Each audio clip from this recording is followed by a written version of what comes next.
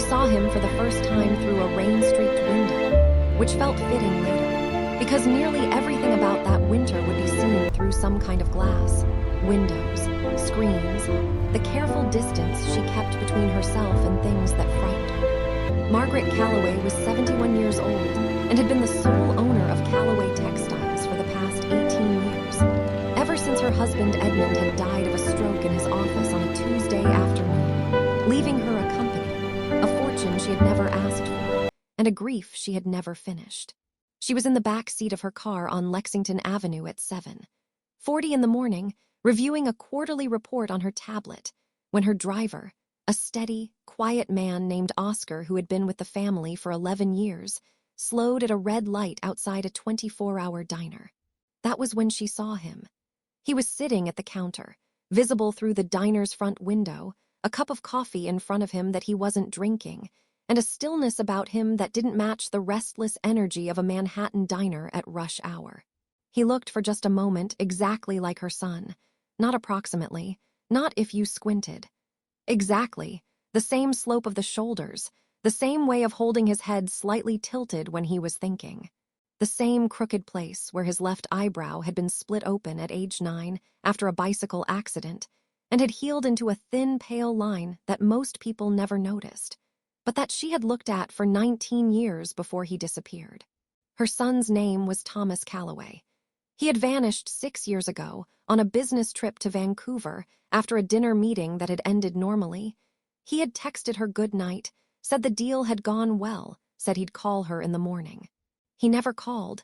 His hotel room was found undisturbed. His phone was found in a storm drain 4 blocks away, the screen shattered, the SIM card missing. No body, no ransom note. No evidence of foul play definitive enough to satisfy police, and no evidence of an accident clean enough to let her stop looking.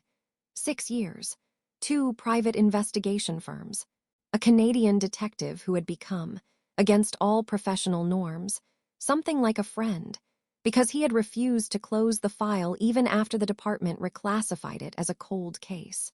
Margaret had spent more money than she would ever admit trying to find an answer, and what she had instead, after 6 years, was a particular kind of exhaustion that had stopped being about hope and had become about the simple discipline of not letting the question die before she did. "Oscar," she said, "stop the car." Oscar, who had heard every register of her voice over 11 years. The boardroom voice, the funeral voice, the voice she'd used the night Thomas's disappearance was first reported, pulled to the curb without asking why. She did not send security in first. She had no security with her that morning, only Oscar, and so she did something she had not done in longer than she could remember. She got out of the car herself, crossed the sidewalk in the cold, and walked into the diner alone. He didn't look up when she approached. He was looking at the coffee cup with the particular focus of someone examining an object that might, if studied long enough, yield information it wasn't currently providing. "Excuse me," she said. He looked up, and the moment his eyes met hers, 2 things became simultaneously, devastatingly clear. The eyes were the wrong color, a pale gray-green, where Thomas's had been brown, dark as her late husband's. And yet the face, the structure of it, the set of the jaw, the small pale scar through the eyebrow, was so close to her son's that she had to grip the edge of the counter to steady herself. "I'm sorry," she said. "You look like someone I used to know." "That happens to me a lot," he said. His voice was quiet, careful, the voice of someone who had learned to choose words slowly because he could not afford to waste them. "People think they recognize me. I never recognize them back." "What do you mean?" He looked at her for a long moment, and something in his face suggested he was deciding whether this was a conversation worth having with a stranger. And deciding, perhaps because there was something in her own face he recognized as serious, that it was. "I don't remember anything before about 4 years ago," he said. "I woke up in a hospital in Buffalo with no memory of who I was. No ID, no wallet, nothing. They called me John for a while, because that's what you call someone with no name. I picked Eli eventually. Eli Vance. Vance because it was on a sign outside the hospital window, if you want to know the truth. It felt like it needed to be something." Margaret sat down on the stool beside him without being invited, because her legs had stopped being entirely reliable. 4 years, she said. 4 years in March. And before that, nothing. No fragments, no. Pieces, he said. Not enough to be useful. A sound. A smell. Once, a name that I woke up saying out loud and couldn't place. He turned the coffee cup a quarter turn, an old habit, maybe, or a new one. There was no way for either of them to know which. Why does it matter to you? You said I look like someone. My son, Margaret said. He disappeared 6 years ago. I have spent 6 years not knowing whether he is alive. The diner was loud around them. A cook calling an order, the hiss of a griddle, the ordinary, indifferent music of a city continuing to function. And inside that noise, the two of them sat in a silence that had its own particular weight. I'm sorry, Eli said, and he sounded like he meant it, which was somehow worse than if he hadn't. But I don't think I'm your answer. I would know if I was someone's son, wouldn't I? You said you don't remember anything before 4 years ago. That's not the same as not knowing what I'm not. No, she agreed. It isn't. She studied his face again, cataloging the differences as carefully as she had once to his voice that Thomas's had never had. He was not her son. She understood that with the same clarity that had made her stop the car in the first place. And yet, will you let me ask you some questions? She said. Not because I think you're Thomas. Because I think there might be a reason two men who are not related could look this much alike. And because I have the resources to find that reason. And you, I suspect, do not. He almost smiled. It was a small thing, barely a movement at the corner of his mouth. But it changed his face in a way that made the resemblance to Thomas even more unbearable, because Thomas had smiled exactly like that, reluctantly, like joy was a thing he had to be talked into. I have nowhere else to be, Eli said. I don't have anywhere else to be most days. Then come with me, Margaret said. Please. Before any of it, before Margaret, before the conference room with its view of the river, before any of the names that would later attach themselves to him like borrowed coats. There had been 4 years of a particular kind of invisibility that Eli had never found adequate words for, even when, much later, people asked him to describe it. It was not simply poverty, though poverty was certainly part of it. It was the specific disorientation of moving through a city that ran entirely on systems requiring a verifiable past, employment forms, lease applications, even library cards, all of them built on the assumption that every adult arrived with a continuous, documentable history stretching back to a birth certificate somewhere. Eli had none of that. He had a hospital discharge summary with a name he'd chosen himself, a social security number eventually issued after an exhausting 18-month bureaucratic process that a caseworker named Gloria Hutchins had walked him through with more patience than her job required, and nothing else. No childhood, no graduation photo, no old friend who might vouch for him at a job interview. He had learned, in those years, the particular geography of a city that absorbed people like him without ever quite acknowledging them. Which church basements served dinner on which nights, which shelters had beds reliably available in which seasons, which corners of which parks were tolerated by which precincts for sleeping in warmer months. He had worked when work was available, loading docks in Sunset Park, dish-pit shifts in restaurant kitchens that didn't ask too many questions as long as the work got done, a brief, almost stable stretch as a stock clerk in a hardware store in Astoria before a routine background check flagged his employment gap, and the manager, not unkindly, explained that head office required documentation he simply didn't have. He had learned to be unremarkable, because unremarkable was safer than visible. And he had learned, slowly and against his own expectations, to find a kind of dignity in the choices that remained available to him even when almost nothing else was. The choice to return a found wallet intact rather than keep the cash inside it. The choice to walk an elderly shelter resident named Walter to his methadone appointments twice a week even though it cost Eli 2 hours he could have spent looking for work. The choice to be, in whatever small ways were available to a man with no history, decent. It was this version of himself, careful, watchful, unhurried by habit rather than by temperament, that had been sitting in the diner on the morning Margaret's car slowed at the red light. He had not been thinking, in that moment, about anything larger than the coffee in front of him and the $4 in his pocket that needed to last until his next shift. He had not been waiting for anyone to recognize him, because 4 years of strangers occasionally doing double takes at his face had taught him that recognition, when it came, usually amounted to nothing: a passing resemblance to someone's cousin, a coworker from a decade-old job that had nothing to do with him. He had not expected the woman who approached him to look at him the way she had.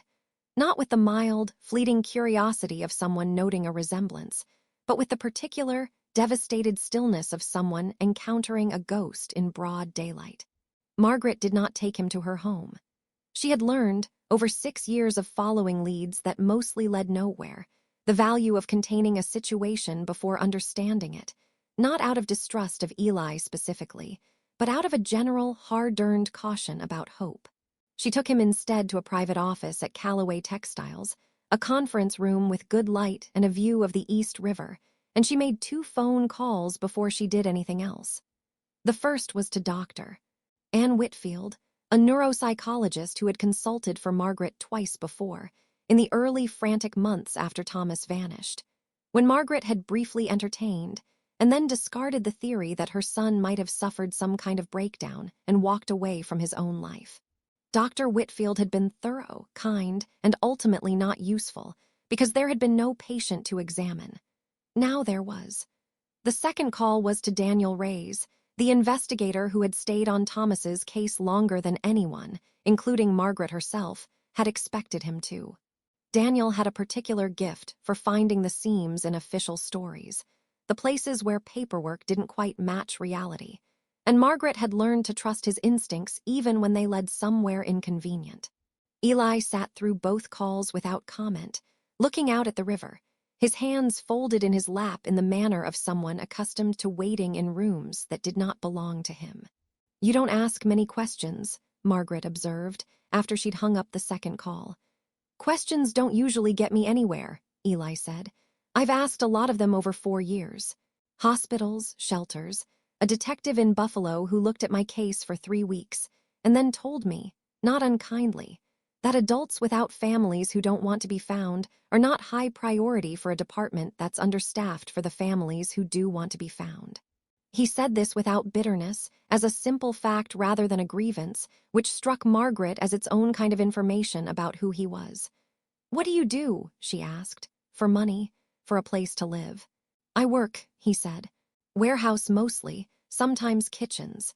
It's hard to keep anything long-term when you can't explain 4 years of your life to anyone doing a background check. I move around. I had a room in Queens until 2 months ago. Now I'd like to help you," she said. "Regardless of what we find out about why you look the way you do, that offer doesn't depend on an answer."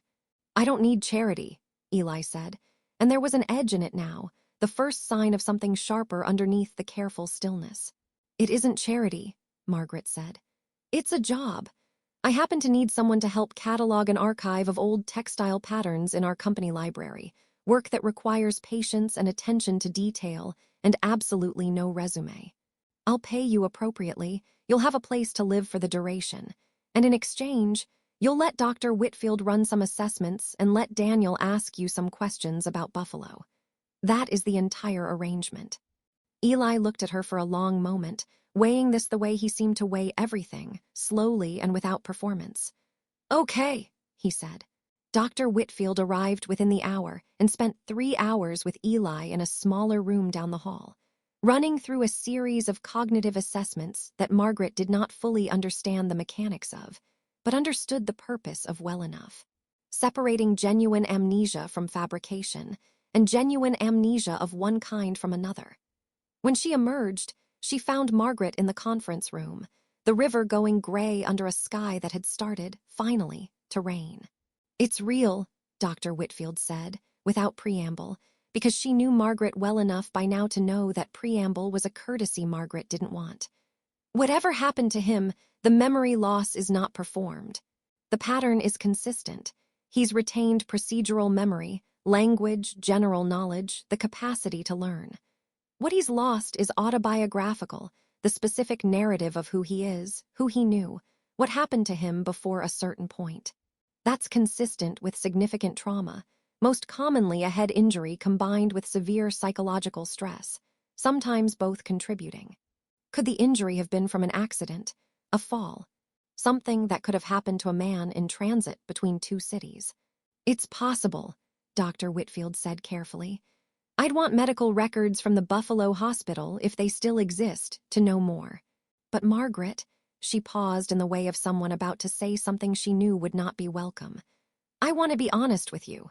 The resemblance you're seeing, it's real. I looked at him and I felt it too. But resemblance is not the same as relation. Sometimes two unrelated people simply look alike. It happens far more often than people think. I know that, Margaret said. I just want you prepared for the possibility that the explanation here is smaller than you want it to be. Margaret looked out at the rain for a moment before answering. Anne, she said, I have spent 6 years prepared for every explanation being smaller than I wanted. I would like, for once, to find out instead of imagining. Doctor, Whitfield's 3 hours with Eli had not been, from his side of it, an entirely comfortable experience, though he had not said so to anyone until much later, in a quieter conversation with Margaret over one of their increasingly frequent dinners. She asked me to describe my earliest memory, he told Margaret, weeks afterward, when enough trust had accumulated between them that the admission felt safe rather than exposing. And I sat there trying to find one, the way you'd pat your pockets for keys you suddenly weren't sure you'd brought, and there was nothing. Not blackness, not a wall, just absence, the particular feeling of reaching for something and finding that the shelf itself isn't there, not just the object on it. Dr. Whitfield had walked him through a careful sequence of tests that day. Word association exercises designed to surface implicit memory, even where explicit recall had failed. Image recognition tasks using photographs of cities, landscapes, common objects, watching for any flicker of unconscious familiarity in his response times. She had asked him to describe smells, sounds, textures, watching for the particular quality of recognition that sometimes survives in the body long after it has vanished from conscious narrative. There was one exercise, Eli told Margaret, where she played sounds, just ambient recordings, traffic, rain, birds, that kind of thing, and asked me to rate how each one made me feel, not what it reminded me of, just the feeling. And there was one, the sound of a particular kind of foghorn, the deep two-note kind you hear near a harbor, and something in my chest just dropped. Like grief, but without an object attached to it yet. She wrote something down very quickly when that happened. Vancouver has a harbor, Margaret said quietly. I know, Eli said. I didn't know it at the time. I just knew the sound made something in me feel like loss, and I had no idea why, and that not knowing why was somehow worse than the feeling itself. Dr. Whitfield had explained the underlying mechanism to Margaret separately, in the careful, precise language she used when she wanted to be helpful without overpromising. Autobiographical memory and emotional memory are processed differently, she'd said. The hippocampus handles the narrative, the who, what, when. The amygdala handles the feeling tone, and it's often more resilient to this kind of trauma. That's why he can feel a powerful, specific emotional response to a harbor sound without being able to tell you a single fact about why. The feeling survived. The story around it didn't. She had paused before adding the part that mattered most. This is actually a good sign, clinically, if you're hoping for eventual partial recovery. The fact that strong emotional responses are surfacing means the underlying memories likely still exist somewhere in his neural architecture. They're not gone. They're disconnected from conscious retrieval. Over time, with the right triggers, fragments can sometimes reconnect to the broader narrative. Sometimes, Margaret had repeated. Not always. Not always, Doctor. Whitfield agreed. I won't promise you a full recovery, Margaret, because it would be dishonest, and because I think you've had enough false comfort to last several lifetimes. What I can tell you is that the structure for recovery exists. Whether it activates fully depends on factors none of us can control or predict with real precision.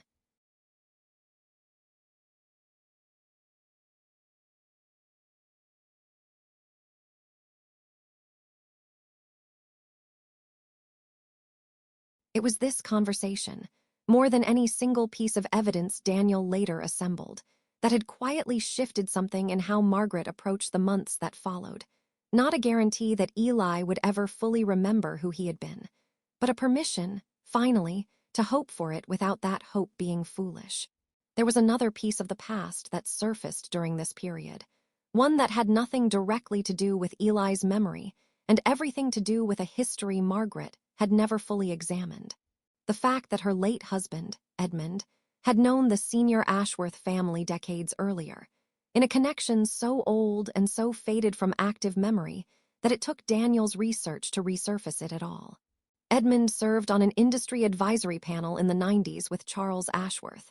Daniel told her, presenting an old photograph he'd found in a trade publication's digitized archive, two younger men in dated suits. Shaking hands at some forgotten maritime commerce conference, Edmund Calloway and Charles Ashworth, Julian's father, decades before either of their sons would vanish within months of each other on opposite sides of the same negotiation. I don't think this changes the central facts of what happened, but I think it's worth sitting with, Margaret. Whatever brought Thomas and Julian together 6 years ago wasn't entirely a coincidence of corporate timing. Your families had crossed paths once before, a generation earlier, in a much smaller, friendlier way. Margaret studied the photograph for a long time, her husband's younger face looking back at her from a version of his life she had only partially shared, and felt something complicated settle into the grief she had already been carrying, not quite comfort, but something adjacent to it. The sense that the threads connecting her family to Eli's stretched back further and ran deeper than either tragedy alone could explain, as though some part of the world had been quietly, patiently arranging the conditions for this particular reckoning long before either son was born.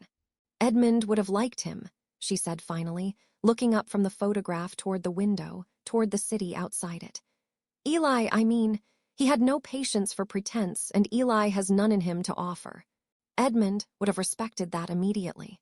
You could tell him that, Daniel suggested gently. I think it would mean something to him coming from you. She did that evening, over dinner, and watched something in Eli's careful composure soften further. The particular vulnerability of a man with no history of his own being offered, generously and without obligation, a small adopted piece of someone else's. Daniel Reyes arrived that evening, a compact, watchful man in his 50s who had spent 20 years as a New York City detective before going private, and who had developed over that time a face that gave away nothing voluntarily. He sat across from Eli with a legal pad and a recorder, the latter only after asking permission, and began with the most basic question. Tell me about Buffalo, the hospital. Anything before it that you can hold on to, even partially. Eli described it the way Margaret imagined. He must have described it many times before to many disinterested officials. Waking in a hospital bed with a head wound that had required surgery, no identification, no missing persons report that matched his description filed anywhere in the regional system. A recovery period of 3 weeks during which the hospital's social worker had tried, without success, to locate any record of him. He had been found, the paramedics had told him later, on the shoulder of an interstate access road outside the city, by a passing trucker who had nearly missed him in the dark. No vehicle nearby, no identification at the scene. The working theory, never confirmed, had been a hit and run, though the nature of his injuries had left some uncertainty about whether he'd been struck by a car or had fallen, or both.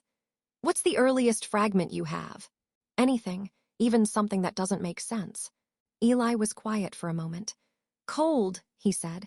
Being cold and a sound like an engine in someone's voice, but I can't make out words. And he hesitated. A bridge. I don't know which bridge or even if it's a real one. I see it sometimes, in the specific way you see something right before you fall asleep, where it's almost real but you can't hold on to it. Daniel wrote nothing down for several seconds, which Margaret had learned over the years was his particular tell, the sign that something had landed. Vancouver has several notable bridges, he said.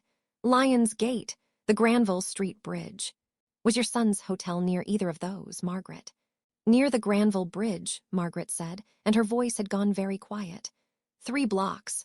The room held a silence that felt, for the first time, less like grief and more like the beginning of a structure being built. I'm not saying this confirms anything, Daniel said, holding up a hand before Margaret's hope could run further than the evidence supported. Fragmented memory after trauma is unreliable, suggestible, and easy to overinterpret. I've seen people convince themselves of connections that turned out to be coincidence, but it's a thread, and I'd like to pull it. He looked at Eli. I'd like your permission to request your hospital records from Buffalo, and I'd like to compare the timeline of your discovery against the timeline of Thomas Calloway's disappearance. If there's no overlap, this ends here, cleanly, and we stop wasting everyone's time on a resemblance that means nothing. And if there is overlap, Eli asked. Then we keep pulling, Daniel said, carefully, because the people who might have caused whatever happened to you, if anything did happen, beyond an accident, may not want it found. Eli's expression didn't change much, but something in his shoulders settled, almost imperceptibly, the posture of a man accustomed to bracing for disappointment who had just been given, for the first time in a long while, a reason not to. Okay, he said again. It's timeline he had built of Thomas's last known movements in Vancouver, and the two columns lined up with an exactness that made Margaret's hands go cold. Thomas had last been seen leaving a restaurant on Robson Street at 10:40 in the evening. His phone's last recorded location, before it went dark, placed him near the Granville Street Bridge at 11:15. The estimated time of Eli's injury, based on the hospital's assessment of clotting and tissue response, fell between 11 p.m. and 2:00 a.m. The distance between Vancouver and Buffalo was, by any reasonable means of travel, enormous, nearly 4,000 kilometers, which made no sense at all, and which Daniel flagged immediately as the central problem requiring explanation, rather than a reason to dismiss the connection. People don't end up unconscious on an Ontario interstate 4,000 kilometers from where they vanished by accident, Daniel said. Either he was moved there deliberately, which implies someone with resources and a reason, or the timeline is wrong somewhere, which I doubt, because I've checked it 3 times. Moved by whom? Margaret asked. And why Buffalo? Why not simply? She stopped herself before the sentence went somewhere she didn't want it to go. Why not simply make him disappear permanently? Daniel finished for her gently, because he had learned over 6 years that Margaret preferred the sentence said plainly rather than left hovering. I don't know yet, but people who go to the trouble of moving a body that far usually have a reason beyond simple harm. If someone wanted Thomas gone, the easiest and safest thing would have been to leave him in Vancouver, where currents and depth and 100 unremarkable possibilities could explain an unrecovered body indefinitely. Taking him somewhere else alive and leaving him there, that suggests transport for a purpose, not disposal. What purpose? That's what we need to find out. Daniel turned to Eli, who had been sitting through this entire exchange with the same still attention he brought to everything, watching his own possible history get assembled by other people's research. Eli, I need to ask you something, and I need you to think carefully, even if the answer feels small or doesn't seem relevant. When you woke up in that hospital, before anyone gave you a name, was there anything on you? Clothing, an object, anything at all, even something that seemed unimportant. Eli was quiet for a long moment. There was a ring, he said finally. A signet ring on my right hand. The hospital kept it with my personal effects. I still have it. He reached into his jacket pocket and produced a small zippered pouch, the kind used for medication, and from it, a heavy gold ring with a flat face engraved with a crest, a stylized bird, wings spread, over a banner too worn to read clearly. Margaret took it from him with hands that were no longer entirely steady and turned it over twice before going still. This isn't a Calloway crest, she said slowly. I don't recognize it. May I? Daniel asked, and Margaret handed it to him. He examined it under the conference room's overhead light, turning it slowly, and then looked up with the particular expression of a man who has found something he wasn't looking for. This isn't decorative. This is a family signet, custom-made, the kind you commission from a jeweler who specializes in heraldry. If I can identify the crest, I can identify the family. Family signets of this quality aren't common. There may be a record of who commissioned it. Why would Thomas have been wearing someone else's family ring? Margaret asked. I don't know that he was, Daniel said carefully. I want to be precise here, Margaret, because I think this is the moment where it would be easy to start assuming Eli is Thomas and build a story backward from that assumption. We still don't have proof of that. What we have is a man with no memory who was found, under suspicious circumstances, wearing a ring that belongs to a family neither of you recognizes, in a city 4,000 kilometers from where your son vanished, at roughly the time he vanished. That's a real connection. It is not yet an identity. Eli, who had been silent through most of this, spoke now, his voice quieter than usual. What if I'm not your son, he said, looking at Margaret, and I'm also not nobody? What if I belong to whoever that ring belongs to? The question sat in the room without an answer, because none of them had one yet, and because all three of them understood, in their different ways, that the answer, whatever it turned out to be, was going to matter enormously to at least two people in the room, and possibly to people none of them had met yet. Daniel took the ring to a specialist in heraldic jewelry, an elderly appraiser named Mr. Ackafer, who worked out of a narrow shop on a side street off Fifth Avenue, and who had, over 4 decades, developed a near-photographic memory for the family crests of a certain stratum of old wealth. The families who had been commissioning custom signets since before such things became merely decorative rather than functional marks of identity. It took him 4 days. When Daniel returned to the Callaway offices, he had a manila folder and the particular careful expression of a man who knows he is about to complicate someone's life considerably. The crest belongs to the Ashworth family, he said, laying a printed image on the table beside the ring for comparison. Specifically, it's a variant used by one branch of the family. The bird is a heron, which the main Ashworth line uses, but the banner beneath it is altered, which according to Ackafer indicates a cadet branch, a secondary line, often one connected to an estate or holding outside the main family seat. The name meant something to Margaret immediately, though it took her a moment to place exactly why. Ashworth, she said, as in Ashworth Maritime, the shipping family.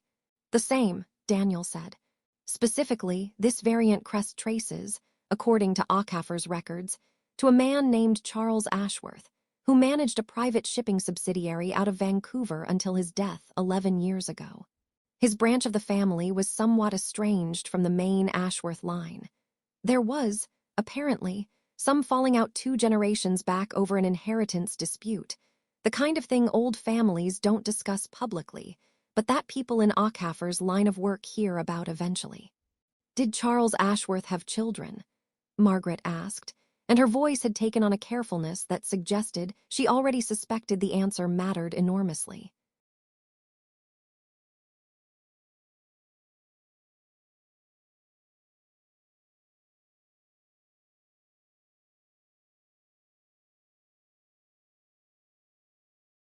One son, Daniel said, named Julian Ashworth, born 34 years ago.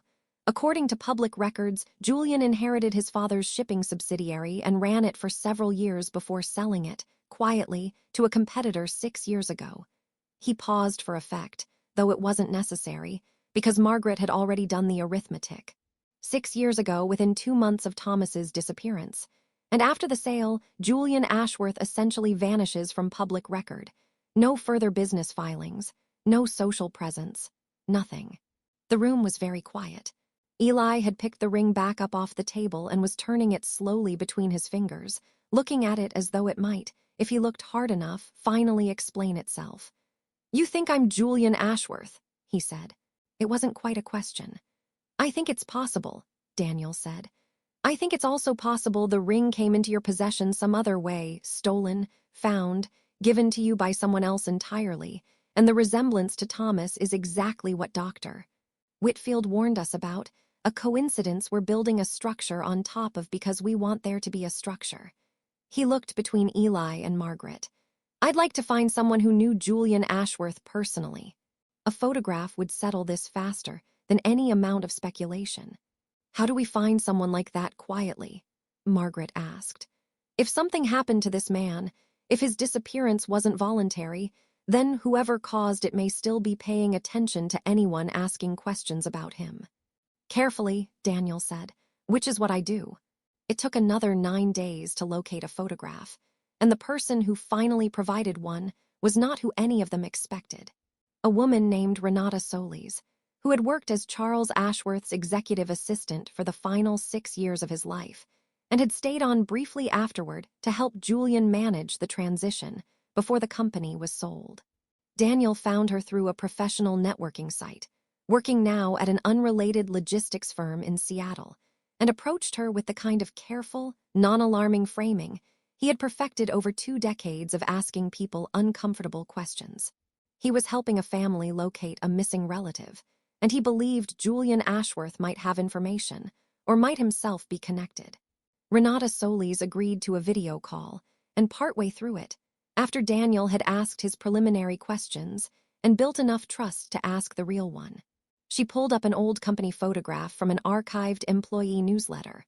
A holiday party, 6 years ago, Julian Ashworth in the center of a group of employees, smiling the same reluctant, talked-into-it smile that Margaret had already seen on Eli's face in the diner. She showed the photograph to Margaret and Eli on a separate call 20 minutes later, and the room went very still. It was him. Not a resemblance, not a similarity that could be argued away. The same face, 4 years younger and unmarked by whatever had happened on that road outside Buffalo. The same jaw, the same gray-green eyes that had thrown Margaret's initial certainty into doubt in the diner. "That's the ring," Eli said quietly, looking at the photograph, where the same heavy gold signet was visible on Julian's right hand. He stopped, and something in his composure, so carefully maintained through every previous revelation, finally cracked just slightly at the edges. "That's me." "Julian," Margaret said softly, testing the name in her mouth, watching his face for some reaction to it. "Does that feel like anything, hearing it?" He was quiet for a long moment, his eyes still on the photograph. "No," he said finally, and there was something raw in his voice now. "It doesn't feel like anything at all. It's just a fact someone is telling me about myself, like being told what color the walls were in a room I don't remember standing in." He looked up at her. "I thought finding out would feel like relief. It doesn't. It feels like being handed a stranger's name and being told to wear it." Margaret, who had spent 6 years imagining the relief of an answer, found she had no easy comfort to offer him, because she understood, in that moment, that the answer they had found was not the one either of them had been hoping for. Not her son, restored. Not a man, restored to himself, but something stranger and more unfinished than either. A man named Julian Ashworth, who did not know himself, sitting across from a woman who had been looking for someone else entirely, both of them now facing the much harder question of what, exactly, had happened to Julian Ashworth on a road outside Buffalo 6 years ago, and why. Renata Solis flew to New York 8 days later, at Margaret's invitation and expense, not because the investigation strictly required her physical presence, but because Daniel had gently suggested that Eli might benefit from speaking with someone who had actually known Julian Ashworth as a living, particular person, rather than as a name attached to documents and a single photograph. She was a composed woman in her 50s with the brisk efficiency of someone who had spent 2 decades managing other people's calendars and crises. And when she walked into the Callaway conference room and saw Eli's face in person rather than on a screen, something in her own professional composure faltered visibly. "It's really you," she said, and there was a thickness in her voice that surprised all of them, including, Margaret suspected, Renata herself. "I'm sorry. I told myself on the flight I wasn't going to do this. You look exactly like him, and also," she studied his face more carefully, "not exactly. There's something different around the eyes. Tireder, maybe. He didn't have that." "I've had 4 years to get tired," Eli said, and something in the dry understatement of it made Renata laugh, briefly, a sound that seemed to surprise her as much as it did everyone else in the room. "That's him too," she said. "That exact tone. Julian used to say things like that, completely flat, and you wouldn't realize it was a joke until 10 seconds later." She sat down across from him, studying him with open, unembarrassed curiosity. "Do you want to know what he was like? I don't know if that's helpful to you or just strange." "I want to know," Eli said, and Margaret noticed the particular quality of hunger underneath the careful evenness of his voice, the hunger of a man being offered, For the first time, second-hand access to a version of himself he had no other way of reaching. Renata told him what she could. That Julian had taken over the company from his father reluctantly, having wanted, like Thomas apparently had wanted marine biology, a life that had nothing to do with the family business. Architecture, in Julian's case, a degree he'd actually completed before his father's declining health pulled him back into the company. That he had been, by all accounts, a scrupulously honest man in an industry that did not always reward.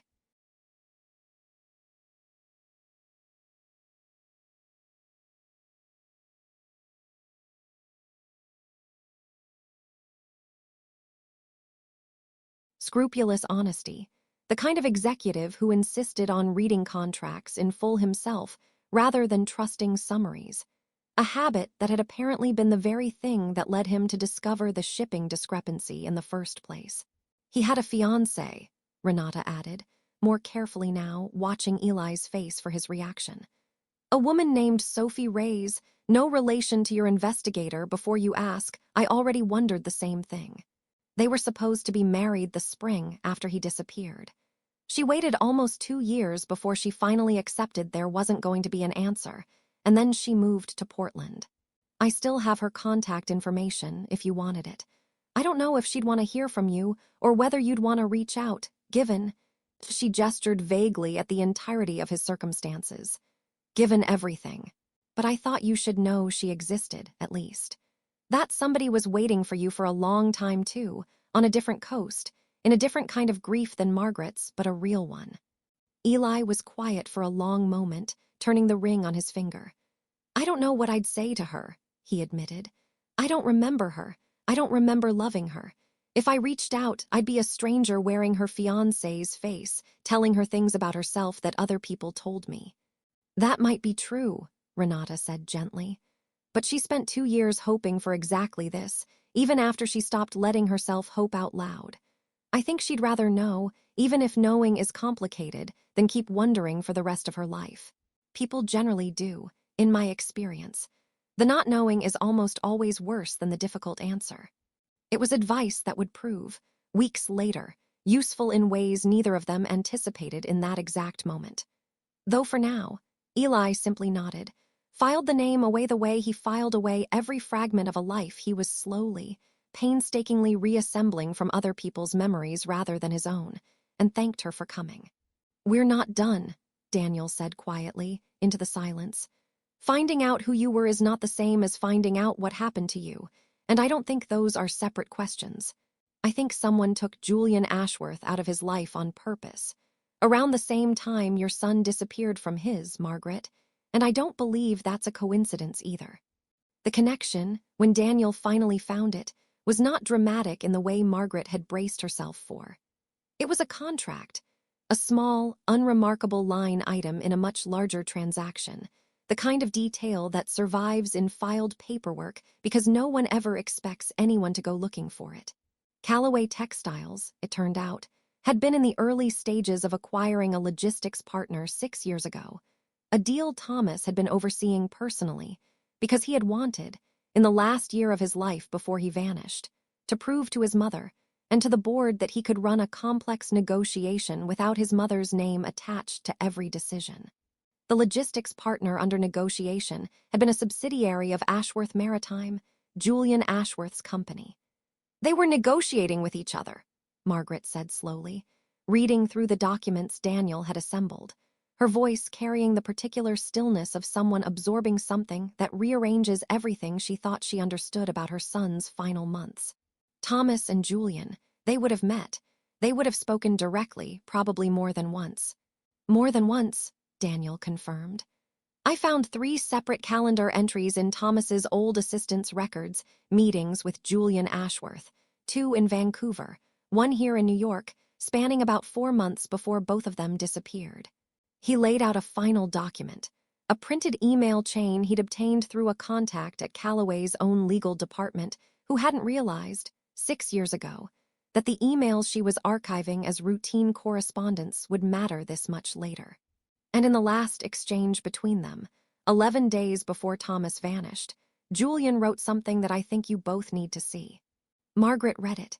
The email was brief, almost casual in tone, the kind of message sent between two men who had developed, over months of negotiation, something like an actual rapport. Thomas found something in the due diligence that I don't think either of our lawyers have caught yet. Don't want to put it in writing properly until I'm sure. Can we talk in person next time you're out here? Not about the deal. About something underneath it. Jay, what was underneath it? Eli asked, looking at his own handwriting, or what must have been his own handwriting once, in an earlier, unremembered version of himself, signed simply J at the bottom of a message he had no memory of writing. I don't know yet, Daniel said. But I have a theory, and it's not a comfortable one. The acquisition Thomas was negotiating, the one that would have folded Ashworth Maritime's logistics arm into Callaway, was being managed on the Callaway side primarily by one other executive besides Thomas. A man named Victor Price, who has been your company's chief operating officer for the past 11 years, Margaret, and who has been, since Thomas's disappearance, the person most responsible for running Callaway Textiles day to day, given your own grief and your understandable distance from operational matters during that period. Margaret went very still. Victor has been loyal to this company for over a decade, she said, but there was something in her voice that suggested she was testing the sentence rather than asserting it. I'm not accusing him of anything yet, Daniel said carefully. I want to be precise, because an accusation without evidence is worse than no accusation at all. It gives a guilty man time to prepare, and an innocent man unnecessary pain. What I'm saying is that Victor Price had access to the due diligence materials Julian referenced in that email. He had motive if there was something in those materials that threatened the deal or threatened him personally. And he has spent 6 years occupying a position of significant power that he might not have occupied if Thomas had returned from Vancouver. You think Victor did something to both of them, Eli said. It wasn't quite an accusation. It was closer to a man trying out a sentence to see if it fit the shape of his missing years. I think it's the strongest thread we have, Daniel said. And I think the safest way to test it is quietly, without Victor helping uncover, was a pattern that took shape slowly, the way a photograph develops indistinct at first, then suddenly irreversibly clear. The due diligence materials Julian had referenced contained a discrepancy in Ashworth Maritime's shipping manifests, one that, properly investigated, revealed a sustained pattern of cargo misdeclaration on a specific set of routes between Vancouver and a handful of ports in Southeast Asia. Misdeclaration that allowed certain shipments to avoid the level of customs scrutiny that accurate manifests would have triggered. It was the kind of irregularity that, on its own, might have indicated nothing more than a logistics company cutting corners on paperwork to save time and fees. Except that the accountant, digging further, found that the irregular shipments correlated with uncomfortable precision to a separate financial pattern inside Callaway Textiles itself. A series of payments, structured to avoid easy detection, routed through a shell consulting firm that had been retained, according to the paperwork, for supply chain optimization services, and that had been approved every single time by Victor Price. He wasn't just an executive worried about a deal falling through, Daniel said, presenting this to Margaret and Eli on a gray Tuesday morning that felt, to Margaret, disconnected from the ordinary calendar of her life.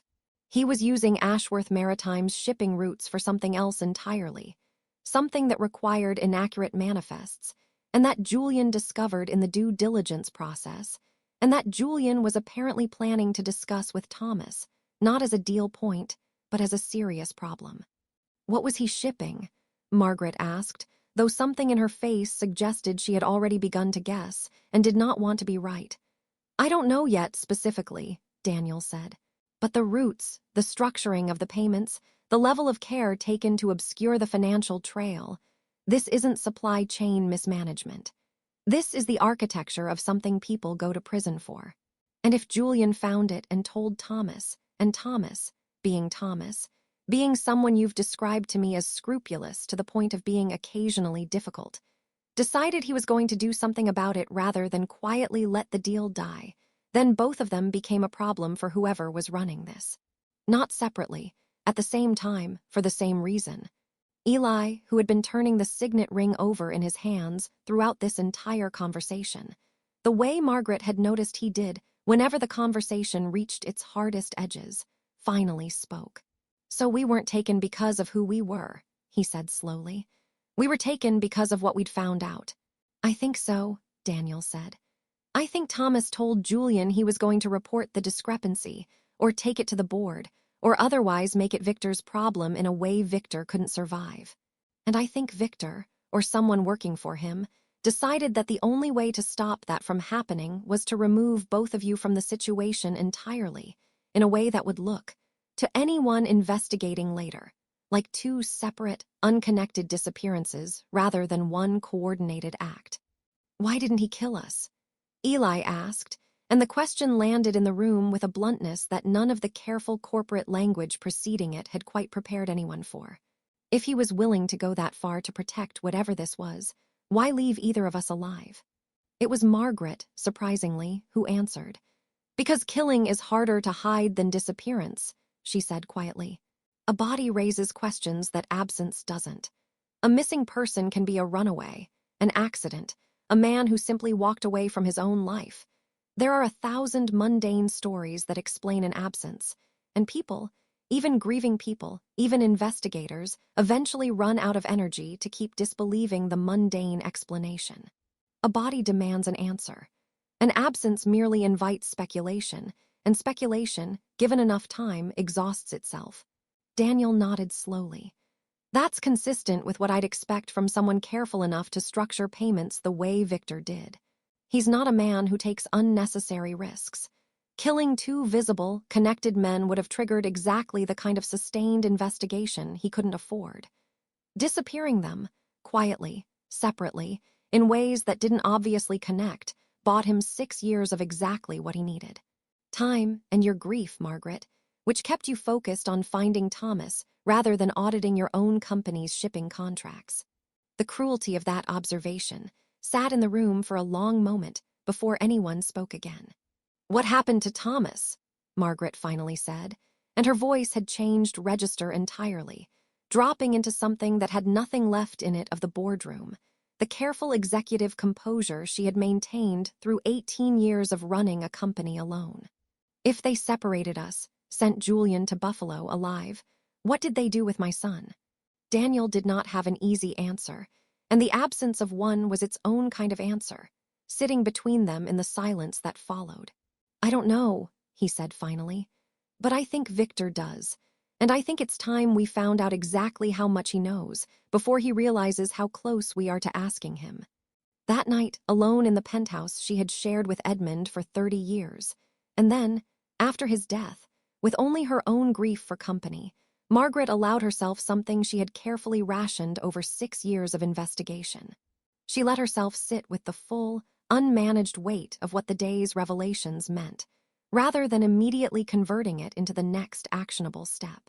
She went to Thomas's old bedroom, which she had never redecorated, never repurposed into a guest room or an office, despite 18 years of well-meaning suggestions from decorators and friends who thought the preserved room was, in their gentle professional opinion, an obstacle to her healing rather than a comfort. She sat on the edge of his childhood bed, surrounded by the particular artifacts of a life interrupted at 28 rather than completed. University textbooks he'd kept out of sentiment rather than use, a model ship he'd built with his father at 12, the slightly battered baseball glove from a little league season he'd never been particularly good at but had loved anyway. She thought about Victor Price attending the memorial service 6 years ago, standing beside her at the reception afterward, accepting condolences on her behalf when she'd been too raw to manage the social performance of grief herself, and she felt something she rarely allowed in her chest. Not the controlled, productive grief she had learned to convert into investigation budgets and private detectives, but something closer to rage, clean and uncomplicated, the kind she had denied herself for 6 years because rage without a target had felt, for most of that time, like wasted energy better spent searching. Now, finally, there was a target. The rage, rather than dissipating uselessly into the dark, had somewhere to go.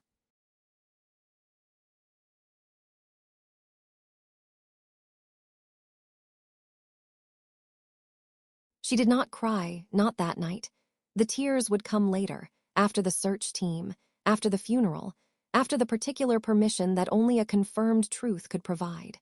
That night, she simply sat in her son's preserved childhood room with her hands folded in her lap, and let herself feel, fully and without managing it, into something more useful, the specific shape of having been deceived by someone she had trusted, for exactly as long as it took for the feeling to become bearable enough to set aside until morning.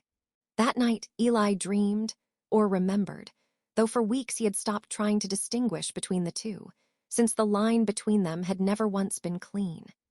He woke at 3 in the morning in the apartment Margaret had arranged for him, a modest one-bedroom 2 blocks from the Calloway offices, and called Daniel before he had fully decided whether the call was a good idea. "I remembered something," he said, when Daniel picked up, his voice rough with sleep but alert in the way of a man who had trained himself, over 20 years of police work, to come fully awake the instant a phone rang at 3 in the morning. A room, a boat, I think it was a boat, the floor was moving in that particular way.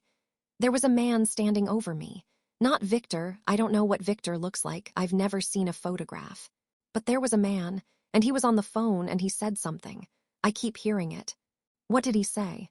He said, "The other one's handled. This one needs to disappear properly, not at the bottom of the straight, somewhere it'll look like an accident, somewhere far enough that nobody connects it." Eli's voice had gone very quiet by the end of the sentence. "I think that was about me. I think the other one was Thomas." Daniel was silent for a long moment on the other end of the line.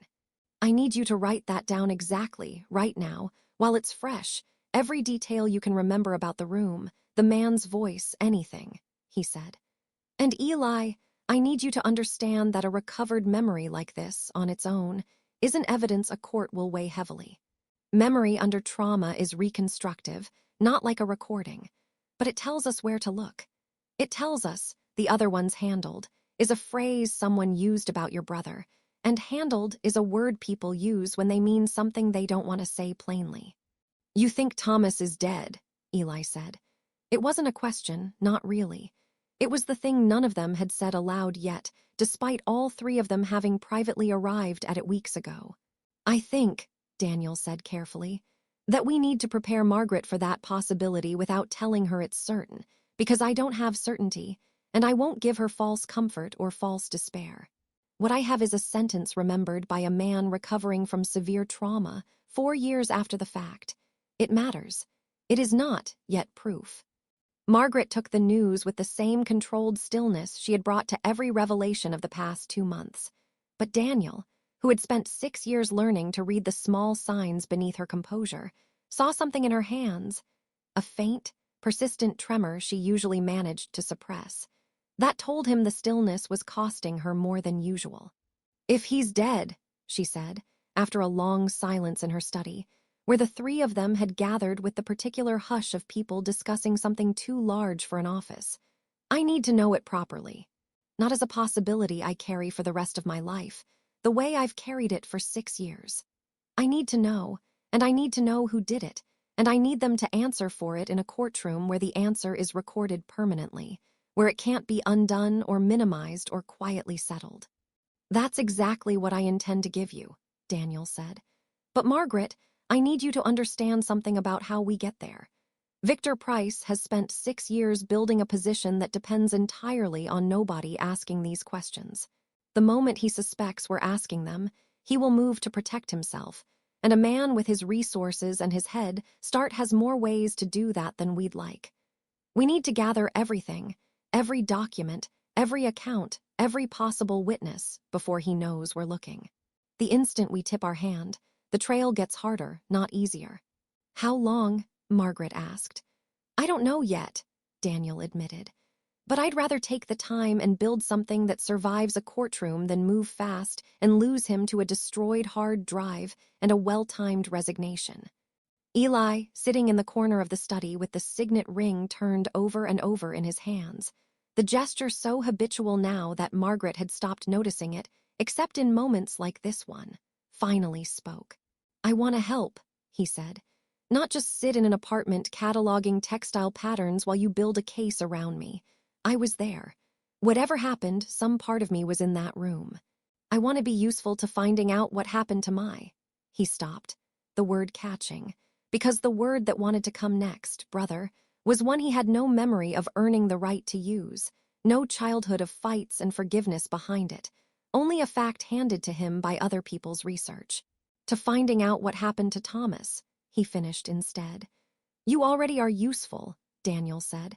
Every fragment you remember is a piece of evidence nobody else has. But I want you to understand something, gently, because I think it matters. You don't have to carry the obligation of being Thomas's brother in order to deserve to know the truth about what happened to you.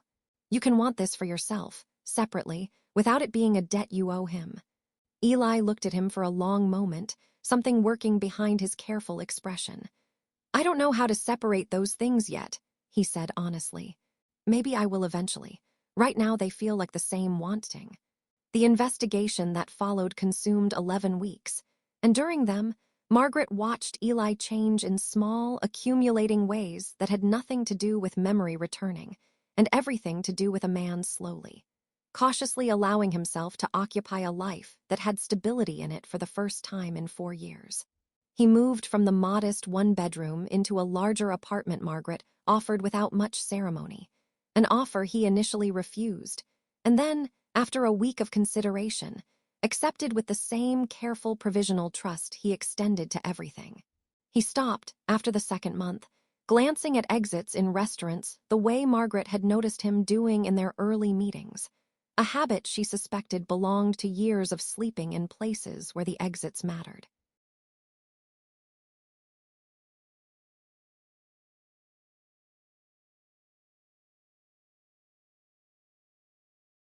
He also, increasingly, began asking questions that had nothing to do with the investigation.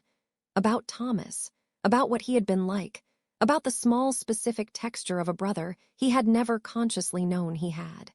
Margaret found herself telling him things she had not said aloud in years. That Thomas had been allergic to shellfish and pretended not to be at dinner parties because he hated the fuss. That he had wanted, briefly and seriously at 19, to be a marine biologist, before deciding the family business needed him more than the ocean did. That he laughed at his own jokes before he finished telling them, a habit that had embarrassed him and that Margaret had found, every single time, unbearably endearing. He sounds like someone I would have liked, Eli said once, during one of these conversations, and there was a wistfulness in it that surprised them both, wistfulness for a person he had never, as far as either of them knew, actually met in any form he could remember, and yet felt the loss of with an intensity that didn't seem to require memory to be real. I think he would have liked you too, Margaret said. Once he got past being suspicious of why a man who looked so much like a stranger from a Buffalo hospital had wandered into his family's life. It was, for both of them, the first joke either had made about any of it, and the fact that it was possible to make it at all felt, in its small way, like progress. There was one piece of his old, unremembered life that Eli refused to simply abandon as the new one assembled itself around him. Walter, the elderly shelter resident he had walked to his methadone appointments twice a week for nearly 2 years before the diner, before any of it. Eli found him again on a cold afternoon in the 3rd week of the investigation, at the same shelter on the East Village where Eli had last slept on the nights it had space. And the reunion was, in its own small way, as emotionally complicated as anything the larger investigation had produced. You look like money now, Walter said, eyeing Eli's coat, his haircut, the general unmistakable polish of a man who had recently acquired resources. I always wondered if you'd disappear on me one day. Figured it'd be bad news when it happened. Didn't figure it'd be this kind of bad news, or is it good news? I can't tell from your face, son. You never could read easy. Eli told him as much of it as seemed fair to tell a man who had known him only as a careful, quiet stranger with no past. And Walter listened with the particular attentiveness of someone who had spent decades being told, implicitly, that his attention wasn't worth much, and had learned to offer it generously anyway, to anyone who seemed to need it. Your brother, Walter said finally, when Eli had finished. He sounds like he was a good one, standing up to somebody dangerous instead of looking away. Some men have that in them and some don't. Doesn't surprise me you might be cut from related cloth, even without the blood test telling you so. I'd like to keep coming around, Eli said. Not as charity work, just because you mattered to me before any of the rest of this happened. And I don't want this to be the kind of story where the poor man gets left behind once the rich one finds his family. Walter studied him for a long moment, then nodded, satisfied by something in Eli's face that Margaret, hearing the story secondhand later, suspected was simply the plain, unglamorous consistency of a man who had been decent under hardship and remained decent once the hardship lifted. Which was, she thought privately, more reliable evidence of who Eli actually was than any ring or DNA test had managed to provide. He did keep coming around, every other week for the rest of that winter and well beyond it, and the friendship became one of the few threads of Eli's unremembered years that he carried forward intact into whatever came next, proof to himself, if to no one else, that not everything from before needed to be discovered through someone else's investigation. Some of it he had simply built himself, quietly, season after hard season, without anyone watching or keeping records. Meanwhile, Daniel's investigation built its case, with the patience of a man laying a foundation he intended to be unbreakable. The forensic accountant traced the shell consulting firm through 4 layers of obscuring paperwork to an account that led, eventually and unmistakably, to Victor Price's brother-in-law. A man with no obvious business qualifications who had nonetheless been paid several $1,000,000 over 6 years for services no auditor had ever been able to clearly define. A second investigator, working a separate angle, located a former Ashworth Maritime Dock supervisor who had been fired 4 years ago after raising concerns about cargo discrepancies on the same routes flagged in the original due diligence. Concerns that had been dismissed by his superiors with unusual speed and a generous severance package that had, in retrospect, looked very much like the price of his silence. The dock supervisor, a weathered, plain-spoken man named Bert Halloran, who had spent 30 years working Vancouver's harbor before his abrupt and well-compensated departure, agreed to meet Daniel at his home, a modest house overlooking a different, smaller harbor an hour north of the city, where he'd settled after leaving the industry entirely. I knew something was wrong with those manifests for almost a year before I said anything, Halloran told Daniel, sitting at his kitchen table with 2 untouched cups of coffee between them. Weights didn't match declared cargo. Container seals on certain shipments looked replaced. Not original, small thing, easy to miss if you're not looking for it. But I'd been doing this 30 years, and you develop an eye for what doesn't sit right. He turned his own coffee cup slowly, a gesture that struck Daniel, when he later described the meeting to Margaret, as oddly similar to a habit Eli had developed with the signet ring, though there was no possible connection between the 2 men beyond the company that had employed, and then discarded both of their honesty. I went to my supervisor first, Halloran continued. Then I went over his head when nothing happened, all the way up to a meeting with 2 of Ashworth's senior people.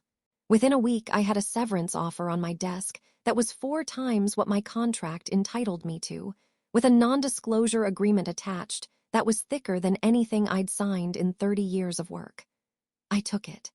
I had a mortgage and 2 kids in college, and I told myself the company would handle it internally once I was gone, that maybe my flagging it had done some good even if I wasn't there to see the fix happen. He looked at Daniel directly. I've wondered for 4 years whether somebody died because I took that money and went quiet instead of going to the police myself. I want you to tell me honestly, when this is over, whether that's true. I'd rather know than keep wondering. Daniel did not give him a comforting answer, because he did not yet have one to give, only the promise that whatever the Callaway Textiles for what had been described in the company's books as executive protection services, and whose travel records, obtained through a contact at a credit monitoring service who owed Daniel a favor from a previous case, showed a flight to Vancouver 4 days before Thomas's disappearance, and a flight from Vancouver to Buffalo on a private charter the same night Thomas vanished. This is the man who said the words you remembered, Daniel told Eli, laying Curtis Boyle's photograph on the table between them. I'd put significant money on it. I need you to look at this carefully, and I need you to tell me honestly whether anything in your memory responds to this face. Not because I want you to force a recognition that isn't there, but because I need to know either way." Eli studied the photograph for a long time. A square-jawed man in his 40s, unremarkable in the particular way that made him good at the kind of work he apparently did. Something in Eli's expression tightened, slowly, the way ice cracks under weight that has finally exceeded what it can bear. "I don't see his face in the memory," he said slowly. "But I know his voice. I'd know it if I heard it. The way the dream went, the way the memory goes, the voice belongs to this kind of face. I can't explain it better than that. It just fits." "That's enough for now," Daniel said. "It's enough to know where to point everything else we've found." Curtis Boyle did not, in the end, require much pressure. Daniel found him at a bar outside Albany, where he had been living quietly on the proceeds of whatever he'd been paid 6 years ago, working occasional security contracts and drinking. Daniel's research suggested somewhat more than was good for him. He was not, it turned out, a man built for the particular kind of permanent vigilance that keeping a 6-year secret required. And when Daniel sat down across from him and laid out, calmly and without threat, the precise extent of what the investigation had already uncovered, the shell company, the flights, the dock supervisor's dismissal, the financial trail leading to Victor Price's brother-in-law, Curtis Boyle's carefully maintained composure did not so much break as simply, exhaustedly, give out. "I didn't kill anybody," he said first, which Daniel noted was the thing a guilty man says before he says anything else true. "I want that on record before I say one more word. I didn't kill anybody. That wasn't the job." "Tell me what the job was," Daniel said. What Curtis Boyle described, over the following 90 minutes, in a voice that grew quieter and more exhausted as he went, was a 6-year-old operation that had been, in its origins, exactly what the financial records suggested. A smuggling arrangement, running counterfeit pharmaceutical components through Ashworth Maritime's shipping routes under cover of legitimate textile and logistics cargo, structured by Victor Price and financed through the Shell consulting payments. Julian Ashworth had found the discrepancy in the manifests during due diligence, and being the kind of man who could not look at something wrong without trying to fix it, had begun quietly investigating on his own, eventually bringing his concerns to Thomas, the one person on the Callaway side he trusted enough to confide in before going to either company's board. "Victor found out Julian had talked to Thomas," Curtis said. "Found out through an intercepted email, I think, though I never knew the details of that part." He panicked.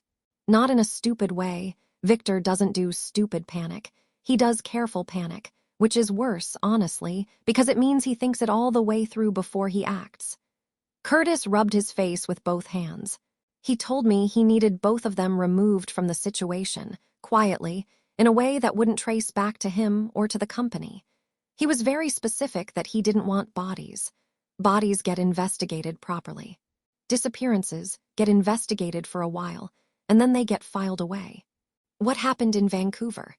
Daniel asked, his voice carefully neutral, though the question was the one that mattered more than any other in the room. "Thomas was harder," Curtis said, and something in his voice had gone genuinely uncomfortable now, the discomfort of a man describing the part of the job he had spent 6 years trying not to think about clearly. "Julian came willingly to a meeting. He thought he was meeting with Victor's people to discuss the discrepancy properly, to be told it would be fixed. We sedated him, transported him out of the city, and the original plan was the same for Thomas. But Thomas wouldn't come quietly. He'd already told Victor on a call that night that he intended to bring the documentation to the full board first thing in the morning, no further discussion. Victor called me back, changed the instructions." Curtis stopped. "Changed them how?" Daniel said, very quietly now. "He said Thomas needed to disappear permanently, not relocate like Julian. Make it look like an accident near the water, something that would never produce a body to investigate." Curtis was quiet for a long moment. "I'm not going to tell you exactly what happened on that bridge, because some of it I wasn't present for myself, and some of it I genuinely don't want to put into words I can't take back. But I can tell you Thomas Callaway didn't walk away from that night. And I can tell you where you'd need to look, if his mother wants to finally bring him home instead of just knowing the truth. And Julian, Daniel asked, why Buffalo specifically? Why leave him alive at all if the plan was disappearance rather than relocation? Curtis was quiet for a moment, as though deciding how much of this particular truth he was willing to own. That part wasn't entirely intentional, he admitted finally. Julian fought back harder than we expected during the transport. There was a struggle in the van. Somewhere outside Toronto, he got loose, hit his head badly against the door frame, and by the time we got him stabilized enough to move again, it was clear he wasn't going to remember any of it cleanly even if he survived. Victor's instructions had been to relocate him somewhere far enough that he'd never reconnect with anyone who knew him. Somewhere he could start over as a nobody with no documentation and no resources to fight his way back. Buffalo was just where the timing and the roads worked out. Nobody planned the amnesia. It happened, and then Victor decided it was useful. A man with no memory asks no dangerous questions, makes no dangerous accusations. We just left him on that access road and drove away. I want you to understand I'm not proud of any of this. I've spent 6 years telling myself it could have been worse, that nobody died by my own hand, and some nights that's even been enough to let me sleep. It wasn't enough, Daniel said quietly. That's why you're telling me all of this in a bar at 2 in the afternoon instead of calling a lawyer the second I sat down. Curtis didn't answer that directly, which was, in its own way, an answer.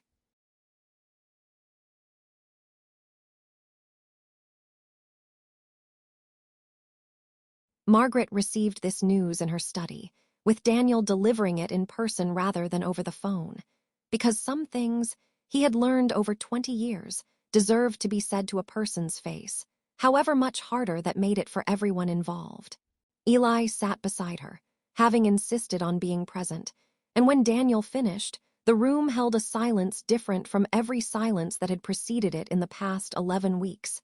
Not anticipation now, but the particular finality of grief finally permitted to be certain instead of suspended. Margaret did not cry, not immediately. She sat very still, her hands folded in her lap, and looked at a point somewhere past Daniel's shoulder, the way Eli had noticed her looking at things during the hardest moments of the past 2 months, not at the person speaking, but at some interior horizon only she could see. "Where," she said finally, "is my son? A search team is already being arranged for first light tomorrow, under the cover of an unrelated coastal survey, so as not to alert anyone before the rest of the case is secured," Daniel said gently. "Curtis gave me a location near the base of the cliffs below the bridge approach, an area the original search 6 years ago didn't cover thoroughly, because the currents there were assumed to carry anything out to deeper water. I have reason to believe, from what he described, that they may not have." Margaret nodded once, a small, controlled movement, and then, finally, the composure she had maintained through 11 weeks of investigation gave way, quietly, without drama, into something that was simply grief aloud, at last, to be complete instead of suspended in permanent, unresolved waiting. Eli moved to sit beside her, not saying anything, because there was nothing to say that wouldn't be smaller than the moment required. And after a moment, she reached over and took his hand, the gesture of someone reaching for the nearest available comfort, which happened, in this case, to be a man who carried half her son's blood and the entirety of a different, unfinished story of his own. "I'm glad you came back," she said to him quietly, not specifying back from where, because there was no single answer that would have been complete back from Buffalo, back from 4 years without a name, back from a diner on a rainy morning where she had mistaken him, briefly and devastatingly, for someone he wasn't, only to find, underneath that mistake, someone who mattered in his own right. "I'm glad you stopped the car," Eli said. In the quiet weeks between the funeral and the board meeting, while Daniel finished assembling the final pieces of the case, Eli made a decision he had been turning over since Renata Solis' visit, and called Sophie Reyes. He had rehearsed the call more than he was willing to admit, sitting in his apartment with her number written on a piece of paper, trying to find an opening sentence that didn't sound either presumptuous or cruel. In the end, he simply told her the truth as plainly as he had told it to everyone else. That he had no memory of her, that he was, as far as his own conscious mind was concerned, a stranger calling to deliver news about a man she had once loved and lost, and that he understood if hearing from him was its own kind of difficult reopening rather than any kind of relief. Sophie was quiet on the other end of the line for a long moment before she spoke. "I used to imagine this call," she said finally. "Not this exact version. I imagined him remembering, calling me himself, both of us picking up exactly where we left off. I didn't imagine," she paused. "I didn't imagine you'd sound so careful, so unlike how I remember him being on the phone. He used to just talk, no pauses, like the words were a faucet someone had left running." "I'm sorry I can't be that for you," Eli said honestly. "I don't know how to be careless with words. I think it's the only way I know how to talk now." "That's not your fault," Sophie said, and something in her voice had softened. "I'm not upset with you for not being him. I gave up trying to keep him alive in my head a long time ago, or at least I told myself I had. Hearing your voice, it's strange, but it isn't cruel. I think I needed to hear it, actually. I think some part of me has been waiting 4 years for a phone to ring with exactly this kind of impossible, complicated news." They talked for nearly an hour, Sophie filling in pieces of Julian's life that even Renata hadn't known, small domestic details. The specific way he made coffee too strong on purpose because he liked complaining about his own choices. The architecture sketches he still drew sometimes on napkins despite having abandoned the profession a decade earlier, a private, half-serious plan they'd had to eventually buy a small property on the Oregon coast and renovate it themselves, slowly, over years, just for the pleasure of building something with their own hands that had nothing to do with shipping or boardrooms. "I don't expect anything from you," Sophie said, near the end of the call. "I'm not asking you to be him, or to love me, or to fly out here and try to pick up some life that isn't actually yours to pick up. I just wanted you to know that you were loved once by someone who is still, in her own complicated way, glad you're alive. That's all. You can do whatever you want with that." "Thank you," Eli said, and meant it more fully than he had meant almost anything else in the strange, accumulating months since the diner. "I don't know what happens next, but I'm glad I called." He did not, in the end, build any ongoing relationship with Sophie beyond that single long conversation and a handful of brief, warm emails over the following months, both of them seeming to understand, without needing to say it explicitly, that whatever had existed between Julian and Sophie belonged to a man Eli could not fully access, and that trying to force a continuation of it would have done a disservice to both the memory of what they'd had and the uncertain, separate person Eli was still becoming. But the conversation stayed with him, a small, settled piece of proof that the named Renee Okonkwo Hayes, who had handled the company's legal affairs for over a decade, and had no idea, until 3 days before the meeting, what she was about to help dismantle, pronounced it more than sufficient to support both criminal referral and immediate removal. Victor Price did not see it coming, which was, Daniel observed afterward, the entire point of the 11 weeks of careful, quiet work. A man who had spent 6 years successfully managing the appearance of a company running smoothly under his stewardship, walked into a routine quarterly meeting and found Margaret seated at the head of the table, with an expression he had perhaps never seen her wear in 18 years of working beneath her. And Eli seated beside her, his face restored now to something closer to its photographs, wearing a suit that fit him correctly for the first time since a hospital in Buffalo had handed him a name that was never his. Victor looked at Eli's face for a long moment, and something in his own composure faltered, just slightly, the particular falter of a man encountering proof that a thing he had spent 6 years successfully not thinking about had, despite his best efforts, refused to stay buried. "I'd like to call this meeting to order," Margaret said. "And I'd like to begin with a presentation from our legal counsel regarding several financial irregularities that have come to light concerning the management of this company's logistics partnerships over the past 6 years." What followed took 3 hours, conducted with the same careful, architectural patience Daniel had used to build the case in the first place. Each document, each witness statement, each financial trail laid out methodically enough that by the end, the board's unanimous vote to remove Victor Price and refer the matter to federal prosecutors felt less like a verdict and more like an inevitability that had simply, finally, been allowed to arrive. Victor said very little throughout, beyond a brief, unconvincing attempt by his attorneys to challenge the chain of evidence, an attempt the board listened to politely and then disregarded entirely. When it was over and people began filing out of the room around him, he remained seated, looking at the table, and Margaret, on her way out, stopped beside his chair the way she had once, years ago, stopped to thank him for a piece of good work, though nothing in this stop carried any resemblance to gratitude. "You let me grieve for 6 years without telling me the truth," she said. "You attended Thomas's memorial service. You stood beside me and said you were sorry for my loss." She looked at him for a long moment. "I want you to think about that, not as a legal matter, but as a fact about who you decided to be when it would have cost you something to be anyone else." She walked out without waiting for an answer, because she had stopped, somewhere in the past 11 weeks, needing one from him. Eli stood afterward at the windows of the Callaway boardroom, looking down at the city 40 floors below. The ordinary, indifferent traffic of a Tuesday afternoon continuing exactly as it always had, unaware of and unmoved by the enormous private reckoning that had just concluded above it. Margaret came to stand beside him, and for a while neither of them said anything. "What happens now?" he asked eventually. "To the company, to the case against Victor. He paused. "To me, I suppose." "The company will survive," Margaret said. "Companies generally do, once the rot is found and removed. That's the genuinely useful thing about finding it properly instead of letting it spread. The case against Victor will take years to fully resolve, and I intend to be present for every part of it I'm permitted to attend." She looked at him. "As for you, that depends considerably on what you want.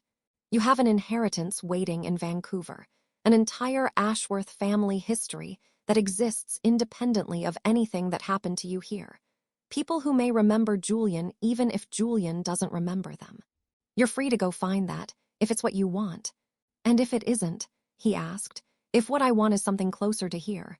Margaret turned to look at him fully, and there was something in her face that hadn't been there in the diner, 2 months and a lifetime ago, when she had looked at a stranger and seen, devastatingly, the wrong son. "Then I'd like you to stay," she said simply. "Not because you're a replacement for anything I lost. You're not, and I think we both understand that clearly enough now not to need to keep saying it. But because somewhere in the last 2 months, separate from all of it, the ring, the resemblance, the investigation, I found that I wanted you in my life for reasons that have started to have very little to do with Thomas at all." Eli looked at her for a long moment, and something in his careful, provisional composure, the same composure that had said okay to a stranger in a diner, okay to a hotel suite, okay to every uncertain step of the past 2 months, settled. Finally into something that looked, for the first time since Margaret had met him, like a man who had stopped waiting to find out whether the ground beneath him was solid, and had simply decided, deliberately, to stand on it. "Okay," he said, and this time the word didn't sound provisional at all. He turned the ring on his finger once, a habit Margaret suspected would never fully leave him, a small, permanent gesture connecting whoever he had been to whoever he was still in the process of becoming. Outside the window, the city went on, indifferent and enormous and entirely unaware that 2 people who had each spent years lost in different ways had, in the same gray Manhattan winter, finally found something solid enough to call a beginning. Victor Price's trial began 14 months later and lasted 6 weeks, during which Margaret attended every session she was permitted to, sitting in the gallery with a composure that the courtroom sketch artists, according to one local paper, found themselves unable to adequately capture, because it was a composure built on something deeper than performance. Curtis Boyle testified under a cooperation agreement that spared him the harshest possible sentence in exchange for testimony that the prosecution's lead attorney later called, in a statement to the press, the single most consequential cooperating witness account she had built a case around in over a decade of white-collar and violent crime prosecutions combined. The jury convicted Victor on all major counts after 11 hours of deliberation: conspiracy, obstruction, and in the matter of Thomas's death, a charge of felony murder that Margaret had been warned by her attorneys might be difficult to secure given the degree, to which the physical evidence had degraded over 6 years in open water. But Margaret did not attend the sentencing itself, choosing instead to spend that particular day at Thomas's grave, accompanied by Eli, in a cemetery outside the city where the Calloway family had been buried for 3 generations. Neither of them said very much. There did not seem to be very much left that needed saying out loud, after everything the past year had already required them to say to each other, to investigators, to a courtroom, to the wide, indifferent record of public proceedings that would now exist permanently, attached to Thomas's name, telling the true story of what had happened to him instead of the unfinished speculation that had hung over his memory for 6 years. "I keep thinking about what Curtis said," Eli admitted, standing at the grave, his hands in his coat pockets against the cold. "That Thomas wouldn't come quietly. That he'd already decided, before any of us knew to be afraid for him, that he was going to do the right thing regardless of what it cost him." He looked at the headstone for a long moment. "I didn't know him. I'll never know him, not really, not the way you did.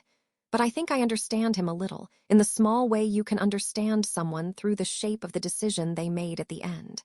"He would have liked that you understand him that way," Margaret said. "I think it's the truest kind of knowing someone, in the end, not the accumulated trivia of a life, but the shape of what they were willing to risk for the people and the principles that mattered to them." She touched the cold stone briefly. "He was willing to risk everything rather than look away from something wrong. I think that's the inheritance that actually matters more than the company, more than any of it. I'd like you to have that piece of him too, if you're willing to carry it." "I think I already do," Eli said quietly. "I think it's why I couldn't walk away from Walter or from any of it, even before I knew who I was supposed to be. Maybe some things don't need memory to be inherited." He went to Vancouver eventually, the following spring, not to reclaim the Ashworth shipping fortune, which he ultimately arranged, with Margaret's help and considerable legal complexity, to have placed into a maritime safety foundation rather than personally inherited, a decision that felt, to him, like the only honest way to handle money that had been so thoroughly entangled with the worst thing that had ever happened to him, but simply to see the city that Julian Ashworth had once called home, to stand on the Granville Street Bridge in daylight and look down at water that had once, 6 years earlier, swallowed 2 men's entire identities in the space of a single terrible night. He met Renata Solis again, properly this time, over a long lunch at a restaurant Julian had apparently favored, and she told him more stories. Gentler ones now that the investigation no longer needed to be the center of every conversation. Stories about office parties and small kindnesses, and the particular way Julian had once spent an entire weekend helping a junior employee move apartments rather than attend a company gala he'd found tedious. He visited his father's grave, a man he had never consciously known, and felt, standing there, not the absence he had expected but a strange, quiet continuity. The sense that whatever Charles Ashworth had been, whatever choices he had made and failed to make about a son he'd loved imperfectly, some thread of it had nonetheless arrived, intact, in the man standing at his grave 4 years and 1 entire identity later. He did not stay in Vancouver. By the time he returned to New York, something in him had settled the question, at least provisionally, the way he settled most questions now, not with certainty, but with the calm, deliberate decision to proceed as though the answer were true until something gave him reason to doubt it. He was Julian Ashworth, by blood and by a ring he still wore and turned absently when he was thinking. But he was also, irreducibly, Eli, the name he had chosen for himself in a hospital with no other name to offer, the man who had walked an old friend to his appointments twice a week for 2 years with nothing to gain from it, the man Margaret had found in a diner and chosen to keep, not as a replacement for anyone, but as exactly and entirely himself. Margaret stopped the car again, the following winter, on a morning that had nothing dramatic about it at all, no rain, no urgency, simply an ordinary Tuesday with ordinary traffic, Oscar driving the same familiar route up Lexington Avenue that he had driven for 12 years now. She was not looking for anyone this time. She had simply asked Oscar to pull over outside the same diner, on a whim she did not entirely examine, and gone inside to order 2 coffees, one for herself and one to bring home to the man waiting for her there. A small, unremarkable ritual that had, over the past year, become something like a private anniversary neither of them had ever needed to name out loud. The counter stool where she had first seen him was occupied by someone else entirely. A stranger reading a newspaper